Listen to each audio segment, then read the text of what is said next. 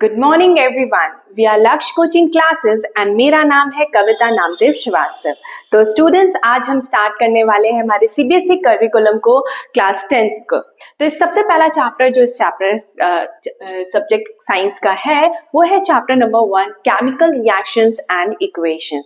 तो चलिए आज जानते हैं क्या होते हैं chemical reactions. So my dear students, chemical reactions are the process in which new substances with new set of properties are formed. Okay, so please अपनी नोटबुक एंड पेन को उठा लीजिए एंड नोट डाउन करना शुरू कर दीजिए। तो chemical reactions क्या है? ये वो प्रोसेस है जिसमें एक नया सब्सटेंस बनता है और बिल्कुल नई सेट ऑफ प्रॉपर्टीज से।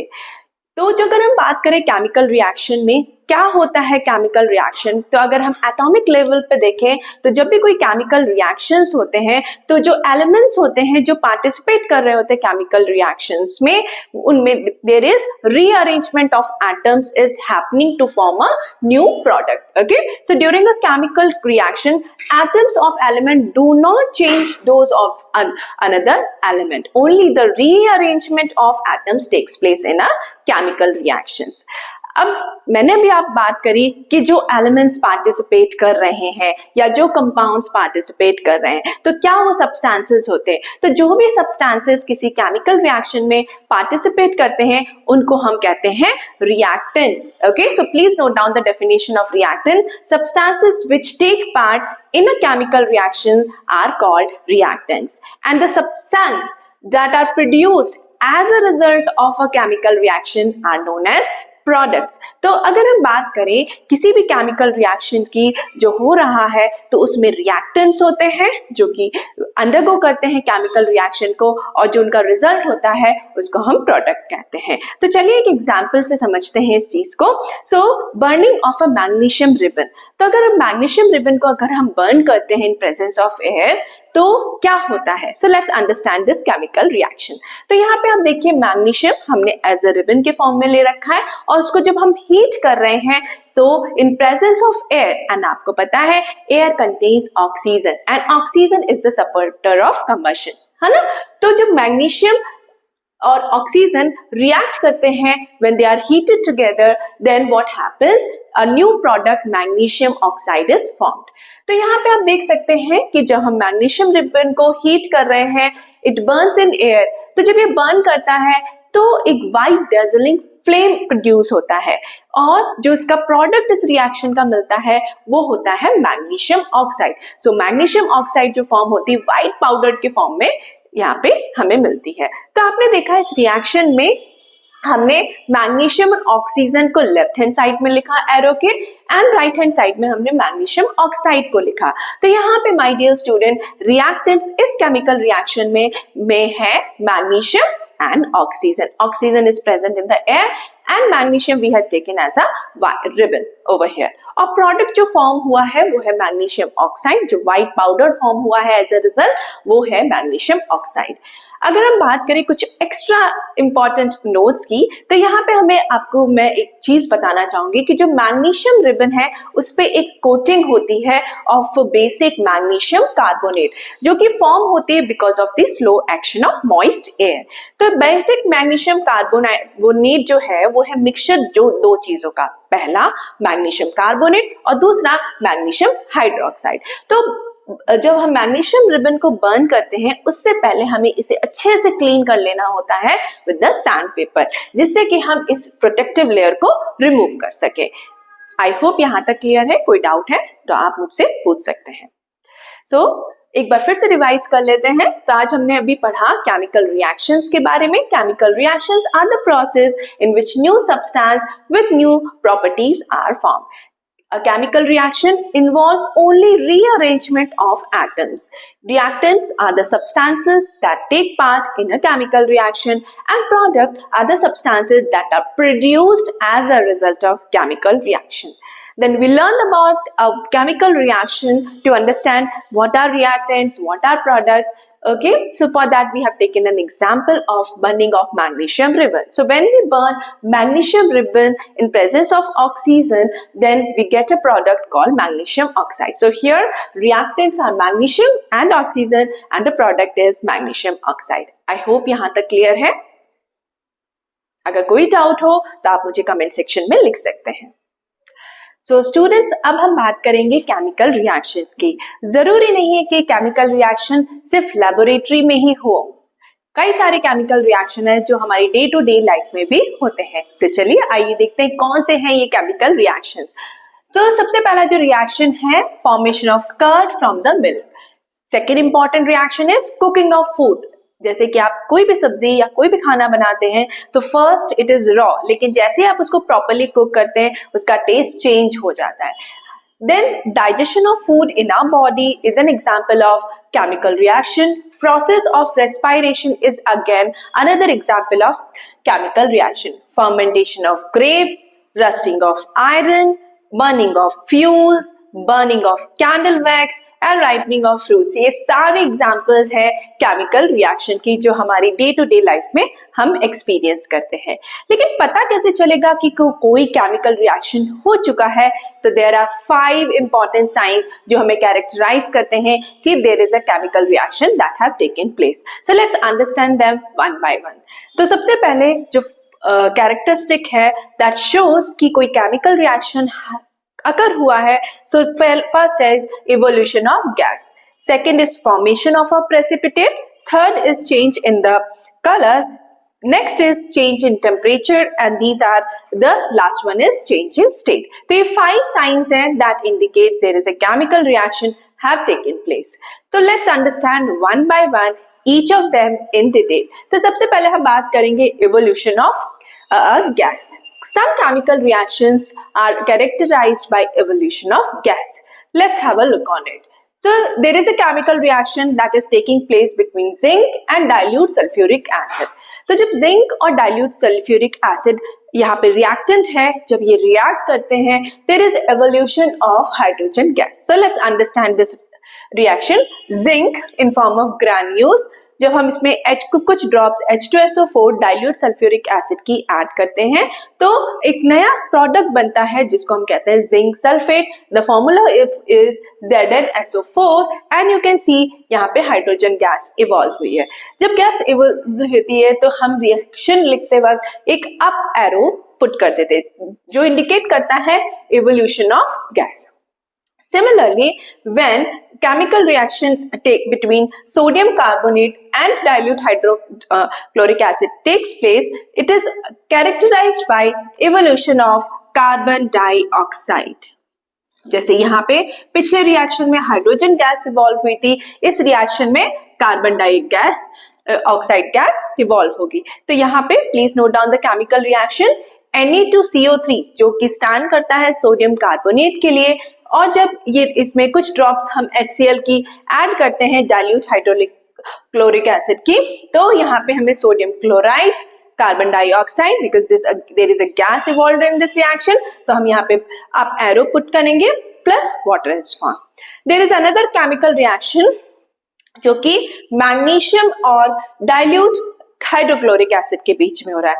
यहाँ ये रिएक्शन डाइल्यूट सल्फ्यूरिक एसिड के साथ भी आप कर सकते हैं. So when magnesium reacts with HCl, it gives you magnesium chloride plus hydrogen gases evolve. तो आप देख सकते हैं इन तीनों reactions जो हमने पढ़े, there was evolution of gases. In the first, it was the evolution of hydrogen gas. In the second reaction, there was an evolution of carbon dioxide gas, and in the third reaction, again hydrogen gas was evolved. तो ये था कुछ the very first characteristic to understand and identify that there is a chemical reaction have taken place. Okay, so I hope यहाँ तक clear है. कोई doubt हो तो आप comment section में लिख सकते हैं. तो स्टूडेंट्स, अब हम बात करते हैं हमारी सेकेंड इंपॉर्टेंट कैरेक्टरिस्टिक की जो हमें बताती है कि कोई केमिकल रिएक्शन हुआ है या नहीं. तो चलिए स्टार्ट करते हैं. So the second important characteristic is formation of a precipitate. तो प्रेसिपिटेट होता क्या है? So please make a note of it. Precipitate is a solid product which separates out from the solution during a chemical reaction. तो students, इसको समझते हैं with some examples. So the chemical reaction between potassium iodide and lead nitrate is characterized by the formation of yellow precipitate of lead iodide. तो यहाँ पे हमारे दो important reactants हैं, पहला है पोटेशियम आयोडाइड और दूसरा रिएक्टेंट है लेड नाइट्रेट। जब ये रिएक्ट करते हैं और केमिकल रिएक्शन होता है तो हमें दो इंपॉर्टेंट प्रोडक्ट्स मिलते हैं, एक है lead iodide and potassium nitrate. तो जो लेड आयोडाइड है इसका व्हाइट पीपीटी सॉलिड प्रोडक्ट हमें टेस्ट ट्यूब में नीचे की तरफ कलेक्ट होता हुआ दिखाई देगा। तो पहले ये एक्विश फॉर्म में थे, लेकिन बाद में we will see some traces of solid. तो यहाँ पे जब हम पीपीटी की बात करते हैं तो पीपीटी को हम डाउन एरो से शो करते हैं। So it indicates that there is a precipitate formation in the chemical reaction. Now let's understand another important reaction, that is the barium chloride solution and dilute sulfuric acid ka. So the chemical reaction between sulfuric acid and the barium chloride solution is characterized by the formation of white precipitate of barium chloride. तो barium chloride का जो solution है and when it reacts with dilute sulfuric acid, then barium sulfate precipitate is formed. So the color of the precipitate for barium sulfate is white in color. So we have also put a down arrow. Down arrow indicate करता है कि ये precipitate formation हो रहा है इस reaction में, and hydrochloric acid is there. So ये था हमारा second important characteristic जिससे हम जान सकते हैं कि एक कोई chemical reaction अकर हुआ है। Now let's move on to the third one. Third जो कैरेक्टरिस्टिक है जो इंडिकेट करती है कि केमिकल रिएक्शन हुआ है वो है change in colour. So let's understand this one by one. Please keep a note of all these reaction, ये आपको बहुत हेल्पफुल रहेंगे। सो the chemical reaction between citric acid and purple coloured potassium permanganate solution. तो जो potassium permanganate solution होता है इसका formula होता है KMnO4। सो पोटेशियम परमैंगनेट और जब हम सिट्रिक एसिड को रिएक्ट कराते हैं तो केमिकल रिएक्शन होता है। सो आप जैसे मैंने स्टार्टिंग में बोला कि potassium permanganate is purple in colour. So this reaction is characterised by the change in colour from purple to colourless. So as soon as जैसे ही सिट्रिक एसिड रिएक्ट करेगी पोटेशियम परमैंगनेट सॉल्यूशन से तो जो उसका पर्पल कलर है धीरे धीरे कलरलेस होना शुरू होता है। कलरलेस इंडिकेट करता है कि केमिकल रिएक्शन कंप्लीट हो गया है। Now let's understand another important example, the chemical reaction between sulphur dioxide and acidified potassium dichromate solution. तो इसमें जो कलर चेंज होता है वो ऑरेंज कलर से ग्रीन कलर हो जाता है। आई होप यहाँ तक क्लियर है, कोई डाउट तो नहीं है। तो अभी हमने पढ़ा फॉर्मेशन ऑफ प्रेसिपिटेट को और चेंज इन कलर को with some examples. I hope यहाँ तक कोई डाउट हो तो आप कमेंट सेक्शन में लिख सकते हैं। तो स्टूडेंट्स अब हम बात करेंगे हमारी फोर्थ इंपॉर्टेंट कैरेक्टरिस्टिक की जिससे हम पहचान सकते हैं कि कोई केमिकल रिएक्शन हुआ है या नहीं। So let's start with it. तो सबसे पहले अगर हम बात करें तो there is change in temperature. तो इसको समझने से पहले हमें ये बहुत ज्यादा जरूरी है समझना कि एक्सोथर्मिक और एंडोथर्मिक रिएक्शंस क्या होते हैं। तो माय डियर स्टूडेंट्स, कुछ केमिकल रिएक्शंस होते हैं जिसमें हीट प्रोड्यूस होती है। तो ऐसे रिएक्शन जिनमें हीट प्रोड्यूस होती है उनको हम कहते हैं exothermic reaction. Please make a note of it.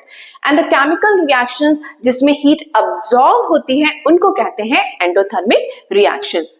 तो जब हीट इवॉल्व होगी तो टेम्परेचर राइज होगा और जब हीट अब्सॉर्ब होगी तो टेम्परेचर फॉल करेगा। तो चलिए अब हम पढ़ते हैं हमारी फोर्थ इंपॉर्टेंट कैरेक्टरिस्टिक जिससे हम आइडेंटिफाई कर सकते हैं कि केमिकल रिएक्शन हुआ है या नहीं। So let's start. तो सबसे पहला एग्जांपल है the chemical reaction between quicklime, जिसको हम कैल्शियम ऑक्साइड कहते हैं, and water to form slaked lime. Slaked lime को हम कहते हैं calcium hydroxide. So this reaction is characterised by the change in temperature. तो यहाँ पे राइज हो जाता है टेम्परेचर का। So this kind of reaction is an exothermic reaction. एक बार फिर से रिपीट कर देती हूँ, please make a note of it. Chemical reaction that produce heat energy are known as the exothermic reactions. तो देखते हैं कैल्शियम ऑक्साइड जब रिएक्ट करती है वाटर के साथ तो इस रिएक्शन का जो प्रोडक्ट होता है वो है कैल्शियम हाइड्रोक्साइड जिसको हम स्लेक्लाइन कहते हैं और साथ में large amount of heat is evolve. तो ये जो रिएक्शन है ये एक एक्सोथर्मिक रिएक्शन है। लेट्स टेक अनदर एग्जांपल जिसमें chemical reaction between zinc granules जो कि सॉलिड है एंड डाइल्यूट हाइड्रोक्लोरिक एसिड, इन दोनों के बीच में जब रिएक्शन होता है तो this is characterised by change in temperature. फिर से यहाँ पे भी राइज इन टेम्परेचर देखने को मिलता है। तो ये रिएक्शन भी my dear student exothermic reaction है। तो यहाँ पे आप देख सकते हैं जिंक ग्रैन्यूल जब रिएक्ट करते हैं H2SO4 के साथ तो जिंक सल्फेट ZnSO4 फॉर्म होता है और साथ में हाइड्रोजन गैस भी इवॉल्व होती है और there is a rise in temperature also. तो ये एक ऐसा रिएक्शन है जिसकी दो कैरेक्टरिस्टिक्स शो कर रहा है। सो माय डियर स्टूडेंट, कुछ रिएक्शंस ऐसे होते हैं जिनमें हमें एक से ज्यादा कैरेक्टरिस्टिक्स देखने को मिलती है। तो ये इसी तरह का एक रिएक्शन था। So reaction between zinc granules and dilute sulfuric acid involves evolution of gas। कौन सी गैस? Hydrogen gas. साथ में there is a change in temperature। किस तरह का temperature change? rise in temperature। So this reaction my dear student is exothermic reaction। So let's move to another example जो मैं आपको, जब हम फ्यूल्स बर्न करते हैं तो जो आप चाहे पेट्रोल हो, वुड हो, तो they have a lot of carbon content. So burning of fuels okay in presence of air में भी हम ऑक्सीजन के साथ कहते हैं। जब इस तरह के फ्यूल्स का कंबशन होता है तो कार्बन डाइऑक्साइड उसके साथ बहुत ज्यादा अमाउंट में हीट इवॉल्व होती है। तो ये भी इसी रिएक्शन का, इसी चेंज इन टेम्परेचर का एग्जाम्पल हो सकता है। There is another important and interesting example कि the chemical reaction between barium hydroxide and ammonium chloride। तो ये अमोनियम क्लोराइड और जो बेरियम हाइड्रोक्साइड है ये दोनों ही सॉलिड हैं। जब इन दोनों को हम रिएक्ट कराते हैं so then there is a formation of barium chloride, ammonia and water। Okay, so the chemical reaction between barium hydroxide and ammonium chloride to form barium chloride, ammonia and water is characterized by change in temperature। but इस बार my dear student आपको ध्यान देना है कि there is a fall in temperature। इस बार rise नहीं होगा और fall in temperature के reactions को हम कहते हैं endothermic reaction। so my dear student make a note of it। chemical reaction that absorbs heat are called endothermic reactions. तो यहाँ पे आपको क्या करना है, एक टेस्ट ट्यूब लेना है, उसमें बेरियम हाइड्रोक्साइड ऐड करना है और साथ में थोड़ा सा अमोनियम क्लोराइड ऐड करना है। दोनों को आप रिएक्ट कराएंगे then you would be getting, there would be formation of barium chloride, ammonia and water. अगर आप bottom of the test tube को टच करेंगे तो यहाँ पे टेम्परेचर आपको कोल्ड दिखेगा है, जब आप टच तो थोड़ा ठंडा दिखेगा। तो ठंडा ये इंडिकेट करता है there is a fall in the temperature. तो ये जो कुछ एग्जांपल्स हमने पढ़े they were of the change in temperature. I hope यहाँ तक क्लियर है। So let's move to another important characteristic जो कि हमें हेल्प करती है to identify whether chemical reaction have taken place और नॉट। तो लास्ट वन है चेंज इन स्टेट जो कि फिफ्थ कैरेक्टरिस्टिक है हमारी। So the combustion of candle wax. आपने वैक्स कैंडल्स देखी होंगी ओके तो जब वैक्स कैंडल है तो वो किस तरह की होती है, सॉलिड होती है। So the chemical reaction the combustion of candle wax is characterised by change in state from solid to liquid then to gas. Okay तो कैसे, जब वैक्स कैंडल वैक्स को देखें तो वो सॉलिड होता है, लेकिन जैसे कंबशन ऑफ वैक्स होता है so there is formation of water as a result of combustion of wax. तो ये क्या होगा, लिक्विड होगा at room temperature. Then there is formation of carbon dioxide. तो ये भी आपके कंबशन ऑफ वैक्स की वजह से हो रहा है। तो आप देख सकते हैं solid to liquid then to gas. So जैसा मैंने अभी आपको थोड़ी देर पहले पढ़ाया था कि कुछ रिएक्शंस में हमें एक से ज्यादा कैरेक्टरिस्टिक देखने को मिलती है, तो इसी तरह का रिएक्शन है जिंक और ग्रैन्यूल्स और डाइल्यूट सल्फ्यूरिक। तो यहाँ पे इवोल्यूशन ऑफ हाइड्रोजन गैस होता है and there is a change in temperature, so there is a rise in temperature। एक रिएक्शन अभी हमने पढ़ा था थोड़ी देर पहले, वो था potassium iodide and lead nitrate के बीच में। इस रिएक्शन की दो इंपॉर्टेंट कैरेक्टरिस्टिक है, एक तो फॉर्मेशन ऑफ पीपीटी होता है और दूसरा आपका यहाँ पे चेंज इन कलर होता है। तो चेंज इन कलर, कलरलेस से येलो हो जा रहा था। तो यहाँ पे दो कैरेक्टरिस्टिक देखने को मिलती है। आई होप यहाँ तक क्लियर है। कोई डाउट है तो आप कमेंट सेक्शन में लिख सकते हैं। तो जल्दी से एक बार रिवाइज करते हैं कि हमने कौन सी कैरेक्टरिस्टिक्स पढ़ी जिससे हमें पता चल सके कि केमिकल रिएक्शन हुआ है या नहीं। तो सबसे पहला हमने पढ़ा था, बताइए, यस, सबसे पहला हमने पढ़ा था इवोल्यूशन ऑफ गैसेस। ठीक है, सेकेंड इंपॉर्टेंट कैरेक्टरिस्टिक हमने पढ़ी थी formation of PPT, precipitate. Third हमने पढ़ा था चेंज इन कलर, फोर्थ हमने पढ़ा है change in temperature and then हमने पढ़ा है चेंज इन स्टेट। तो ये 5 कैरेक्टरिस्टिक आपको याद रखनी है to identify whether a chemical reaction have taken place और नॉट। आई होप यहाँ तक क्लियर है। तो स्टूडेंट्स अब हम बात करने वाले हैं केमिकल इक्वेशंस की। तो केमिकल इक्वेशंस क्या होती है? So let's understand the definition first. तो केमिकल इक्वेशंस की बात करें तो these are the method of representing the chemical reaction with the help of symbols and formulae of the substance involved in a chemical reaction। तो एक chemical reaction में कौन कौन से सब्सटेंसेस इन्वॉल्व हैं, क्या प्रोडक्ट्स फॉर्म हो रहे हैं, कौन सा सब्सटेंस फॉर्म हो रहा है, तो इन सब को हम राइट करते हैं with the help of symbols and the formula. So chemical equation एक शॉर्ट हैंड मेथड है to represent a chemical reaction. So let's understand क्या होते हैं रिएक्टेंट्स, क्या होते हैं products. So let's talk about it.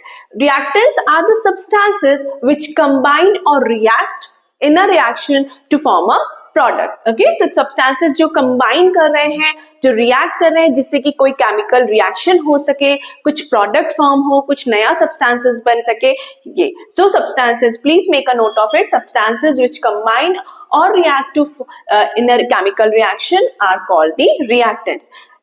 इनको हम कहाँ पे लिखते हैं केमिकल इक्वेशन में? So they are always written on the left hand side of the chemical equation. तो केमिकल इक्वेशन में इनको हम लेफ्ट हैंड साइड में रखते हैं, और अगर एक से ज्यादा रिएक्टेंट है तो हम इनको प्लस साइन से ज्वाइन करते हैं।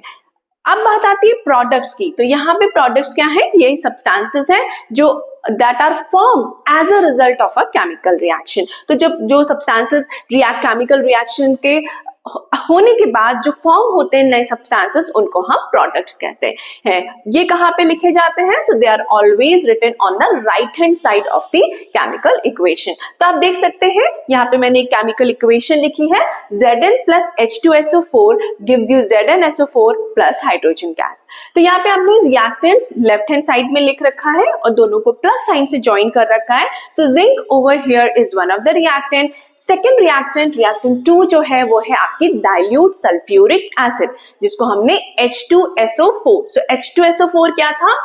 एक फॉर्मूला था।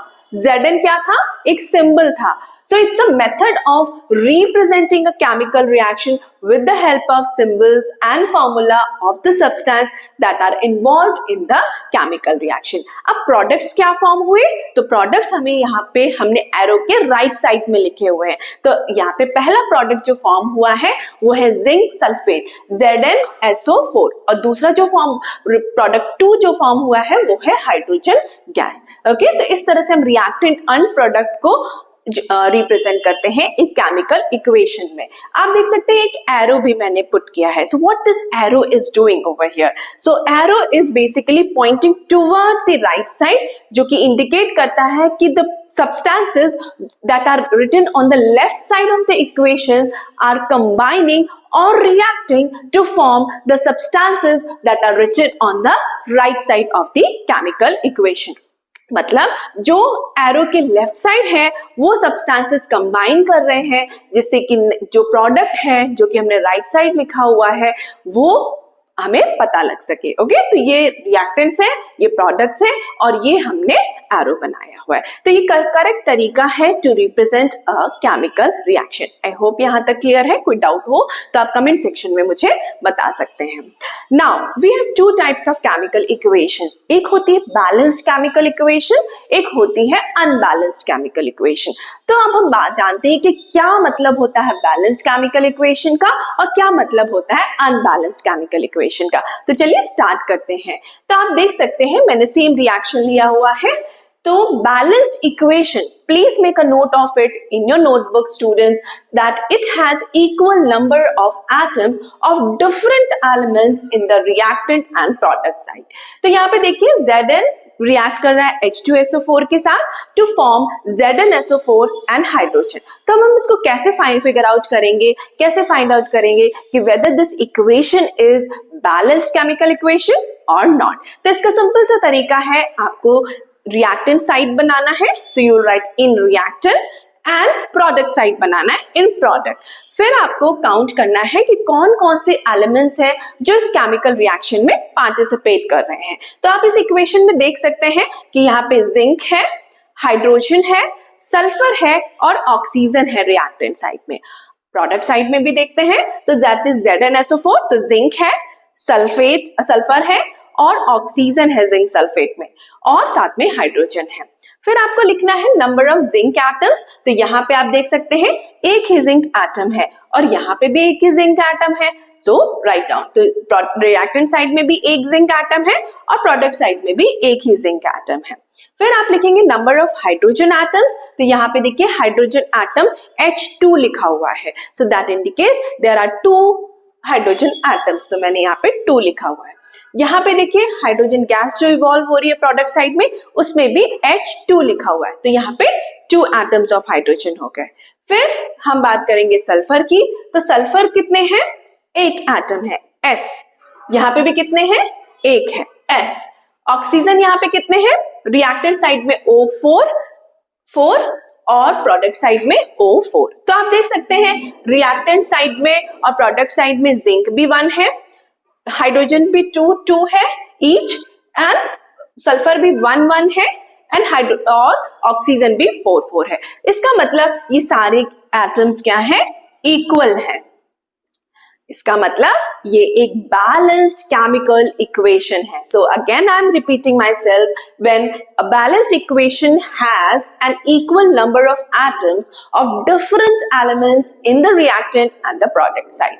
वन मोर थिंग इज कि यहाँ पे तभी हमने नंबर ऑफ एटम्स की बात करें, एक चीज और आपको ध्यान रखना है कि balanced equation has equal masses of various elements in the reactant and the product side. I hope यहाँ तक क्लियर है। प्लीज इस तरह की बैलेंस्ड इक्वेशंस को और सॉल्व करिएगा, जिससे कि आप जो नॉलेज है वो और भी इनहैंस हो सके। आई होप यहाँ तक क्लियर है। इसके बाद हम पढ़ने जा रहे हैं unbalanced chemical equations, so stay connected with us. तो स्टूडेंट्स, अब हम बात करने वाले हैं अनबैलेंस्ड केमिकल इक्वेशन की। तो जैसा कि वर्ड अनबैलेंस्ड बता रहा है कि कोई चीज तो है जो बैलेंस्ड नहीं है।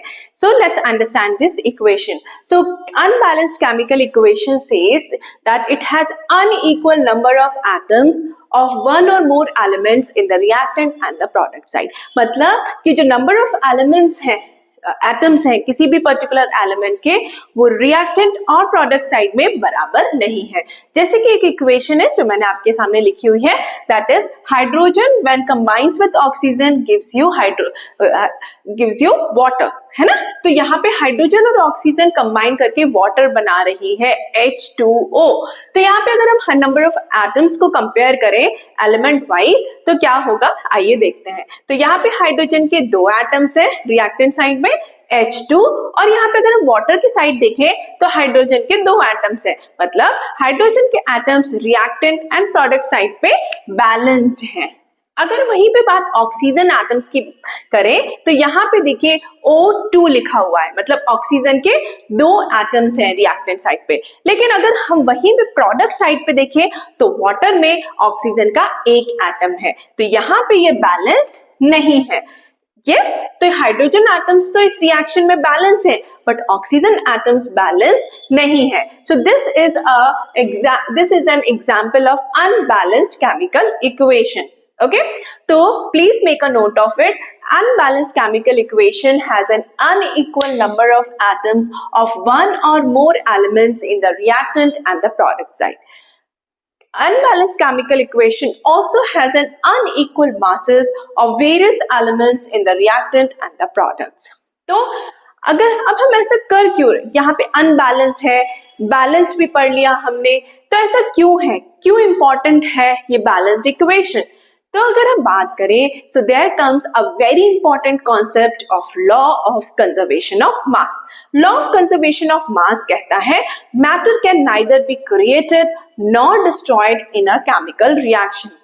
अगर हम सिंपल वर्ड्स में देखें तो total mass of reactant is equals to total mass of the product.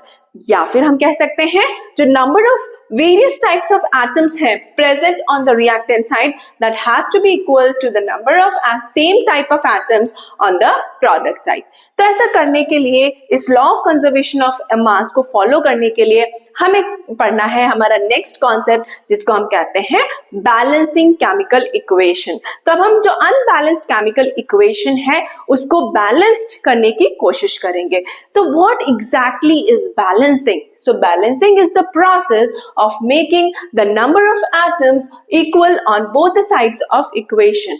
तो ये कहलाती है balancing of chemical equation. तो इसके कई सारे methods हैं जिसमें से हम जो यूज करने वाले हैं वो है hit and trial method. Hit and trial method में हम reactants and products को compare करते हैं और फिर देखते हैं जहां पे unbalance है so with the help of multiplication we can do. तो चलिए स्टार्ट करते हैं सेम इक्वेशन को जो भी हमने लिया था hydrogen reacting with oxygen to form water.